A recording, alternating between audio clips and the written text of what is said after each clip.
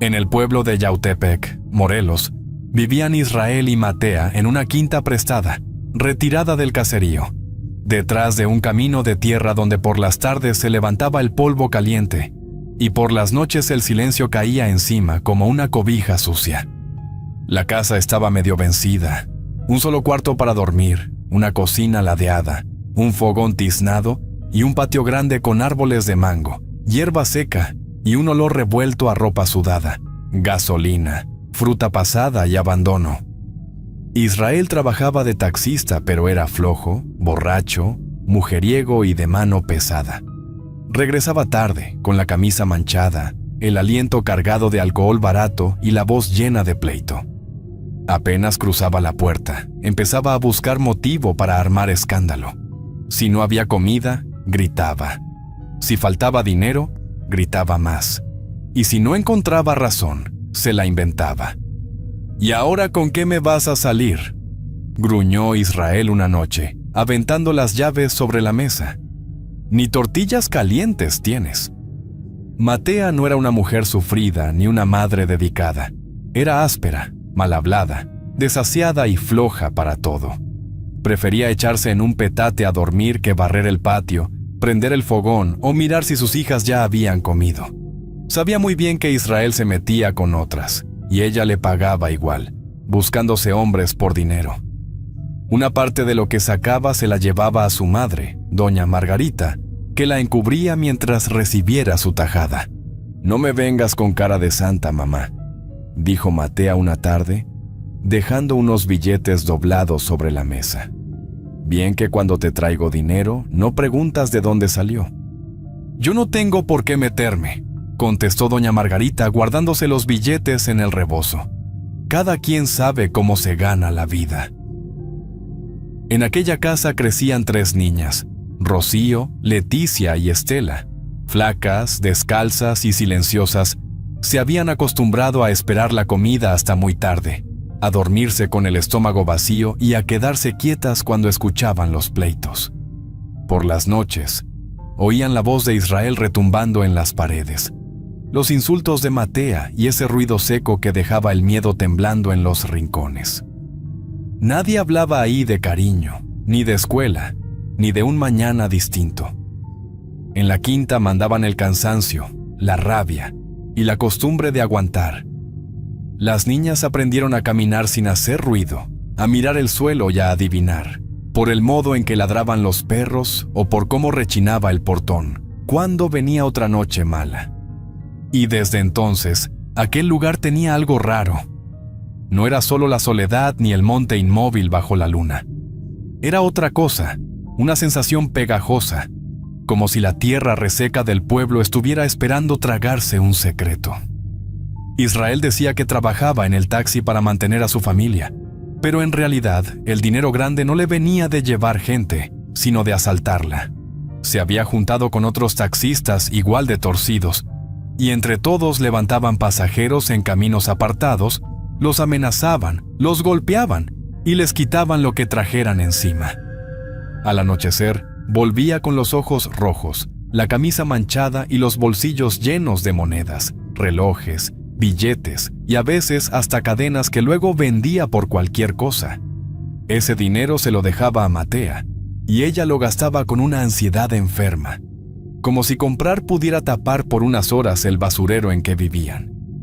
Les compraba vestidos nuevos a las niñas, zapatos de plástico, moños, calcetas con encaje y blusitas de colores chillantes, y por unos días las traía bien arregladitas, como si fueran muñequitas. «Quiero que la gente vea que aquí no falta nada», dijo Matea una mañana, aventando la ropa sobre la cama. «Que no anden hablando de mí por envidia». Rocío sonrió apenas al tocar un vestido rosa. Leticia se probó unas sandalias y Estela dio una vuelta en el patio como si por un ratito la miseria se hubiera escondido. Pero el gusto duraba poco. Matea no lavaba la ropa, no remendaba, no recogía nada, dejaba que se acumularan vestidos y blusas llenos de sudor, tierra, lodo y grasa, hasta que el montón empezaba a oler agrio bajo el sol. Entonces, sin remordimiento, le sacaba gasolina al taxi de Israel Rociaba toda la ropa sucia y le prendía fuego. «Ya me harté de ver esta porquería», murmuró una tarde encendiendo un cerillo. «Al rato se compra más». Las llamas subieron con un bramido seco y el humo negro se quedó colgando entre los árboles de mango como una mala señal. Israel llegó, vio la quema y se echó a reír. «Estás loca, vieja», soltó Israel, tambaleándose en la puerta. «Pero mientras haya dinero, haz lo que te dé la gana». Esa noche las niñas cenaron tortillas tiesas con sal y se durmieron oliendo a tela quemada, a humo y a miedo. Mientras en la quinta el dinero sucio entraba y salía sin dejar nunca comida suficiente ni un poco de orden, doña Margarita, la madre de Matea, llegaba seguido como si fuera parte natural de aquella podredumbre. Entraba sin tocar, se sentaba bajo la sombra del mango, se acomodaba el rebozo y esperaba a que la hija le diera algo, sin preguntar de dónde había salido. Sabía perfectamente que Matea se acostaba con otros hombres, que Israel robaba, que las niñas andaban siempre sucias y que en esa casa nadie vivía como gente decente. Pero nada de eso le importaba mientras la bolsa le sonara a monedas. «No me vayas a salir con que ahora no traes nada», dijo doña Margarita una tarde, mirando a Matea con ojos secos, «porque luego bien que vienes a llorarme cuando te ves apurada». Matea soltó una risita ronca y le dejó unas monedas en la mano, como quien alimenta una costumbre vieja. «Tú nomás sigue calladita», respondió Matea, echándose aire con una tapa vieja, «que para eso sí eres buena». Entre las dos se entendían en la mugre, en el encubrimiento y en esa hambre de sacar provecho hasta de lo más torcido. Las niñas veían entrar y salir a la abuela, pero jamás la oían preguntar si ya habían comido, si tenían fiebre o si les dolía algo. Rocío, la mayor, empezó desde muy chica a darse cuenta de que en aquella familia todos sabían lo que estaba mal, y aún así, seguían caminando encima de eso como si fuera lo más normal del mundo. Israel, mientras tanto, llegaba cada vez más violento. Si no encontraba comida, golpeaba la mesa. Si veía a Matea de mal humor, la insultaba. Si las niñas hacían ruido, las callaba de un grito o de un manotazo. «¿Otra vez no hiciste ni frijoles?», reclamó Israel una noche, pateando una cubeta junto al fogón. «No sirves para nada. Y tú nomás sirves para traer mugre y problemas», escupió Matea desde la cocina sin voltearlo a ver. «Si tragas, es por lo que yo consigo también». Luego venía el empujón, el golpe, el llanto apagado y ese silencio hueco que dejaba más miedo que el escándalo. La quinta se iba llenando de cosas que no se veían, pero se sentían: resentimiento, vicio, crueldad y una oscuridad callada pegada a las paredes. Y mientras la violencia, el descuido y la mugre seguían apretando la vida en la quinta, Matea paría casi cada año. No porque soñara con criar hijos ni con levantar una familia, sino porque las criaturas le llegaban encima como todo lo demás, sin cuidado, sin orden y sin amor. La cuarta niña se llamó Sandra. A sus 2 meses de nacida, pequeña y morena, ya la dejaban tirada como si fuera otro bulto más dentro de la casa. Llegó al mundo en pleno calor de Morelos, cuando desde temprano el aire olía a tierra ardiendo, a mango reventado y a agua estancada. Desde el primer día quedó claro que aquella niña crecería entre la misma suciedad que sus hermanas.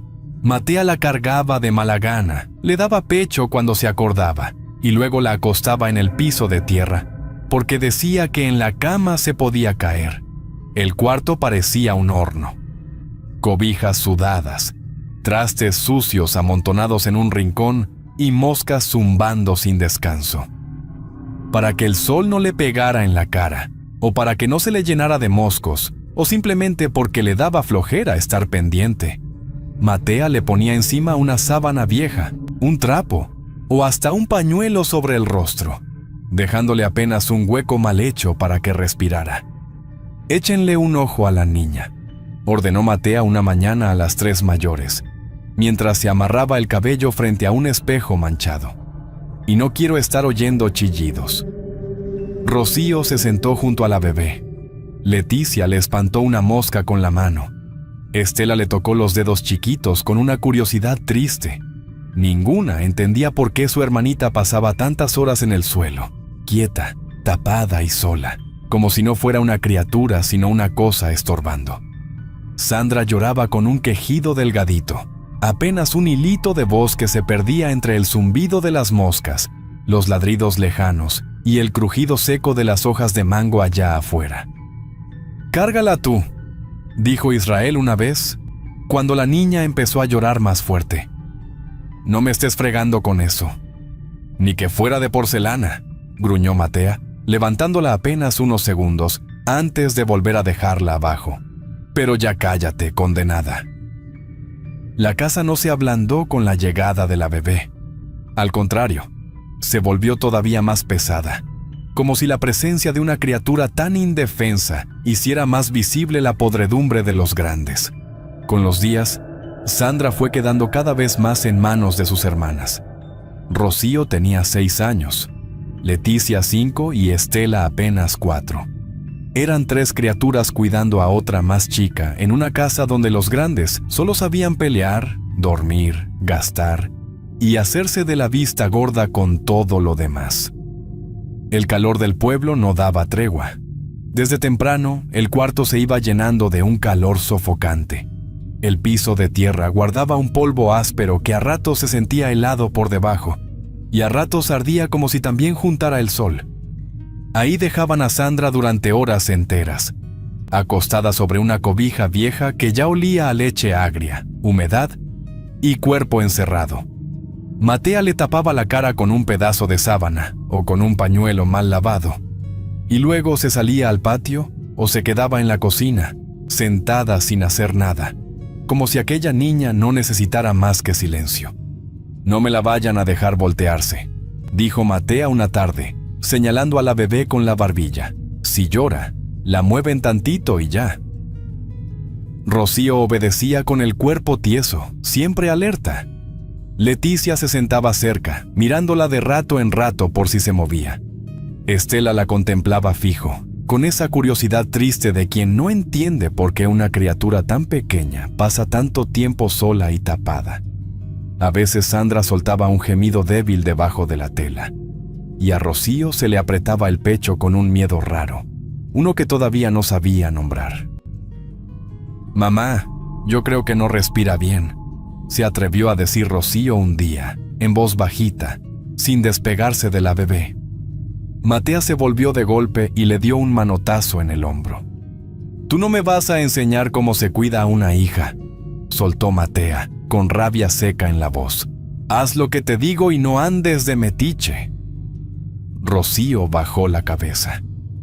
En esa casa, el miedo siempre hablaba más fuerte que la compasión. Esa noche tampoco hubo comida. Israel llegó tomado, reclamó por el fogón apagado, aventó una silla y terminó dormido con la ropa puesta. Matea se echó sin cambiarle a Sandra el pañal, sin cargarla y sin mirarla apenas. Afuera, el viento movió las hojas del mango y aquel murmullo entró al cuarto como un mal presentimiento. La bebé quedó otra vez en el suelo, bajo una tela mal puesta, respirando en un lugar donde el descuido parecía más fuerte que la vida. Al día siguiente, el descuido se volvió todavía más espeso dentro de la quinta. Llegó uno de esos días de Morelos en que el sol cae desde temprano como una plancha ardiente sobre techos, piedras y cuerpos. Desde la mañana el aire ya estaba inmóvil, sofocante, y el cuarto empezó a guardar un calor encerrado que se pegaba en la piel. Afuera apenas se oían las chicharras y el crujido seco de las ramas bajo la resolana. Matea amaneció de malas.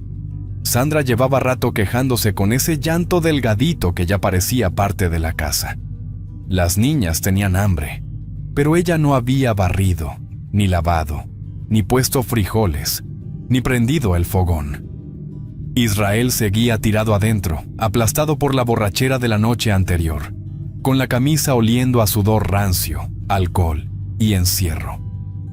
«Échale un ojo a la niña», dijo Matea, secándose la frente con el dorso de la mano. Yo ya no aguanto este calor. Israel ni siquiera respondió bien. Apenas abrió los ojos, se arrastró un poco y se acostó en el piso de tierra junto a la bebé, como si con eso bastara para cuidarla. Sandra siguió ahí, sobre la cobija vieja, pequeña y callada por ratos, debajo de aquella tela mal acomodada. Matea lo vio tan campante que, en vez de ponerse a preparar algo, se dejó caer también en el suelo, cerca de él.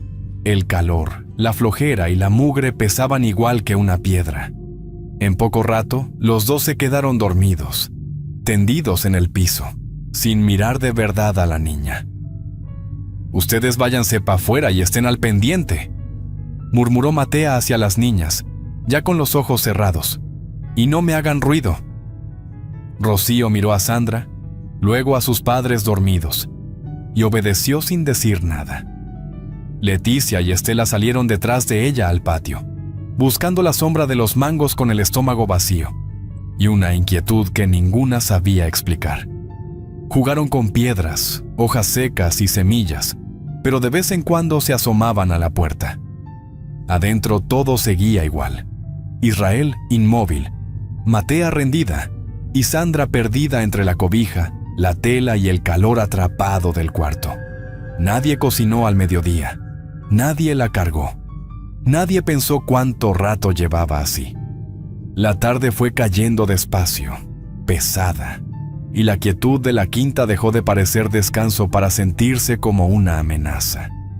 La quietud pesada de aquella tarde no se alivió cuando cayó el sol.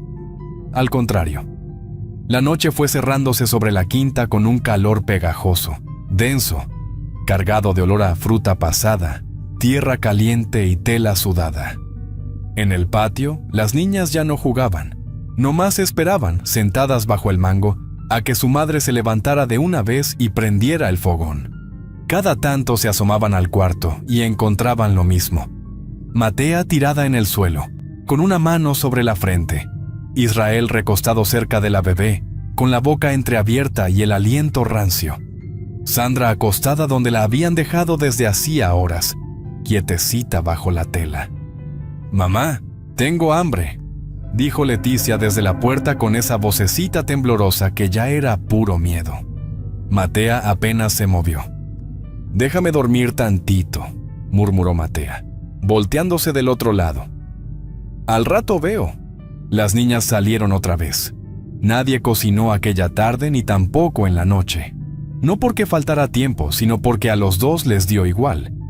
El fogón siguió apagado, y el hambre se fue metiendo más hondo en las tres hermanas, como si también viviera ahí. Cerca de la medianoche, Rocío volvió a mirar hacia adentro.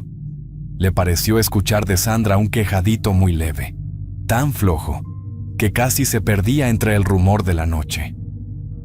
Rocío se quedó inmóvil en la puerta, con una punzada rara en el pecho. Quiso entrar, quiso acercarse, quiso quitarle la tela de la cara, pero el miedo a la voz de Matea y a la mano pesada de Israel le amarró el cuerpo. «Déjala», susurró Estela, jalándole el vestido desde atrás. «La mamá se va a enojar». Rocío apretó la boca y dio un paso atrás. Las tres terminaron dormidas en un rincón del patio, abrazadas sobre la tierra, como animalitos buscando amparo en la oscuridad. Adentro, Matea e Israel siguieron rendidos, sin levantarse a ver a la bebé, sin darles de cenar a las niñas, sin ocuparse de nada. Así se les fue la noche entera y también parte de la mañana siguiente. Cantaron los gallos, ladraron perros a lo lejos, sonaron voces aisladas del pueblo. Y en la quinta todo siguió hundido en aquel sueño largo, inmóvil, mientras la desgracia iba asentándose en silencio. Después de aquella noche larga, pesada y muda, la mañana se metió a la quinta sin traer alivio. Ya cerca de las 10, Israel abrió por fin los ojos, se incorporó con desgana y salió de la casa sin mirar casi nada, apurado por irse con el taxi y con sus asuntos mugrosos. «Ya me voy», gruñó Israel desde la puerta, acomodándose la camisa arrugada. «A ver si ahora sí haces de comer». Matea soltó una maldición entre dientes. pero ni fuerzas tuvo para buscar pleito. Se quedó sentada un rato, despeinada, con la cara hinchada de sueño, mirando sin mirar el cuarto revuelto. No prendió el fogón, no levantó la ropa tirada, no atendió a las niñas. Las horas fueron pasando otra vez como si en aquella casa el tiempo también se echara a pudrir. Afuera, el sol fue subiendo hasta dejar el patio casi blanco de resolana. Rocío, Leticia y Estela seguían debajo del mango, calladas, con el hambre metida hasta los huesos. Fue hasta las 3 de la tarde, cuando el calor caía de lleno sobre la tierra, que algo le brincó de pronto a Matea en la cabeza. ¿Y la niña?, preguntó Matea de golpe, mirando a las 3 con fastidio, como si apenas entonces se acordara de que Sandra existía. Las hermanas se quedaron tiesas un segundo, y luego corrieron al cuarto. Sandra seguía sobre la cobija, en el mismo sitio, con la tela ladeada junto al rostro. Rocío fue la primera en tocarle el bracito y sintió una frialdad espantosa, impropia de un cuarto tan caliente. «Mamá, no se mueve», dijo Rocío con la voz temblándole de miedo.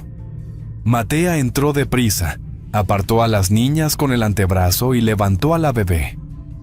Apenas la acomodó entre sus manos, entendió lo que había pasado. Sandra estaba tiesa, helada y sin un solo rastro de vida. El cuarto se llenó de un silencio brutal. Solo se oía la respiración asustada de las 3 hermanas y un zumbido perdido junto a la pared. Entonces Matea habló sin llanto, sin espanto verdadero, con una sequedad que dio más miedo que cualquier grito. «Híjole, la aplastamos, y sabrá Dios desde qué hora estará muerta», dijo Matea, mirando el cuerpecito inmóvil.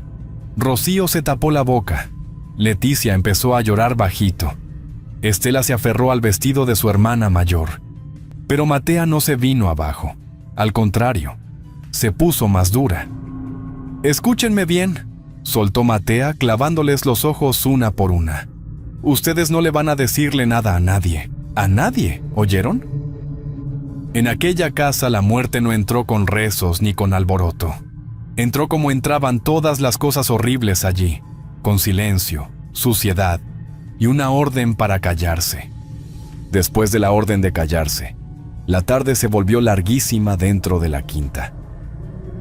Matea envolvió el cuerpo de Sandra en una sábana vieja y lo dejó apartado en el cuarto, lejos de las otras niñas, como si con taparlo pudiera borrar lo ocurrido. Rocío, Leticia y Estela se quedaron juntas en un rincón, apretadas unas contra otras, mirando todo con unos ojos demasiado abiertos para su edad. Nadie rezó. Nadie salió a pedir ayuda. Nadie llamó a un médico, a un vecino ni a la abuela. Cuando Israel regresó al anochecer, venía sudado, con tierra pegada en los zapatos y el aliento agrio. Matea lo esperaba cerca de la cocina, tiesa, con la cara endurecida por algo peor que el susto. «La niña se murió», dijo Matea sin rodeos, clavándole los ojos. «Entre los dos la ahogamos». Israel se quedó inmóvil un instante, mirando hacia la sábana arrumbada en el cuarto. En la cara no se le vio tristeza, sino miedo por lo que podía venirles encima. «No digas tarugadas», murmuró Israel, acercándose apenas. «A lo mejor ya venía mal. Tú estabas tirado al lado y yo también», respondió Matea, apretándose los brazos con fuerza. «Los dos sabemos bien lo que pasó». Afuera, la noche ya se había tendido sobre el terreno, y la parte más apartada de la quinta parecía abrirse en la oscuridad como un hueco negro. Israel se pasó la mano por la cara, caminó de un lado a otro y acabó decidiéndose con la misma cobardía con que hacía todo. «Entonces hay que enterrarla aquí mismo», dijo al fin, bajando la voz. «Si la gente se entera, se nos viene el mundo encima». Matea volteó hacia las niñas y les señaló el cuarto con el dedo. «Se me meten y no salen», ordenó Matea, seca, sin temblarle la voz. «Y si abren la boca, les va peor». Ya entrada la noche, Israel agarró una pala y un azadón. Matea tomó la sábana con el cuerpecito adentro. Se fueron hasta una parte retirada del terreno, donde la tierra estaba más floja y las sombras de los mangos se amontonaban sobre el suelo. Cavaron rápido, sudando, respirando fuerte, con el miedo pegado en la espalda. «Ándale, rápido», murmuró Israel, sin dejar de escarbar. «No quiero que nos agarre el amanecer». Cuando el hoyo les pareció suficiente, dejaron ahí el bulto pequeño y lo taparon a toda prisa. Luego regresaron con las manos sucias y una sombra nueva pegada al cuerpo. Esa noche la quinta se quedó más callada que nunca. Al amanecer siguiente, después de aquella noche de tierra removida y manos temblorosas, la quinta seguía igual por fuera. Los árboles de mango, el patio reseco, la cocina mugrosa y el cuarto apretado con el calor de Morelos pegado a las paredes. Pero por dentro ya nada era lo mismo. Algo se había quedado viviendo ahí, no como espanto de cuento, sino como una pesadez negra, un silencio más hondo, una suciedad que ya no se quitaba ni barriendo. Matea caminó por el patio como si nada hubiera pasado. Echó un poco de agua frente a la cocina. Recogió una cubeta vacía y evitó mirar hacia el pedazo de tierra donde habían dejado a Sandra. Israel se fue temprano con el taxi, sin persignarse, sin volver la cara, huyendo de lo ocurrido con la misma cobardía con que siempre huía de todo. Antes de irse, Matea llamó a las 3 niñas y las miró una por una, con una frialdad peor que cualquier grito. «Ni una sola cosa van a marandar diciendo», advirtió Matea, apretando la mandíbula. La niña se enfermó y se murió. Eso es todo. Rocío, Leticia y Estela bajaron la cabeza. Eran muy pequeñas para entender de lleno la muerte, pero ya sabían lo que era quedarse calladas por miedo. El secreto empezó a pesarles desde ese día, como si también se les hubiera metido bajo la piel. A los pocos días llegó doña Margarita. Apenas entró, notó algo raro en las caras apagadas de las niñas, en la tensión de Matea y en el modo en que Israel procuraba pasar poco tiempo dentro de la casa. «¿Y la bebé?», preguntó doña Margarita deteniéndose bajo la sombra del mango. Matea ni siquiera la miró de frente. «Se me puso mala y se murió», respondió Matea seca, como si hablara de cualquier cosa. «Ya quedó arreglado». Doña Margarita guardó silencio unos segundos y luego hizo lo que mejor sabía hacer: callarse. No pidió verla. No preguntó dónde estaba. No armó escándalo. En aquella familia, el silencio siempre valía más que la compasión. Nadie del pueblo supo lo que de verdad había pasado en la quinta apartada. Las casas quedaban lejos, las niñas tenían miedo y la tierra guardó el secreto. Pero el horror no se fue. Se quedó pegado al cuarto, a la cocina, al patio y, sobre todo, a los ojos de las 3 hermanas, que desde entonces entendieron que en esa casa hasta la muerte podía esconderse bajo el silencio. Espero que esta historia les haya gustado. Es un placer para mí compartir esos relatos con ustedes. Comparte este video con otras personas para que sigamos creciendo y más relatos lleguen a más gente. Escríbeme sus experiencias y sus opiniones en los comentarios. Eso me ayuda a seguir mejorando. Si el video les gustó, por favor, no duden en escribirse y darle me gusta. Muchas gracias y un saludo nada cordiales a todos. Nos vemos hasta la próxima.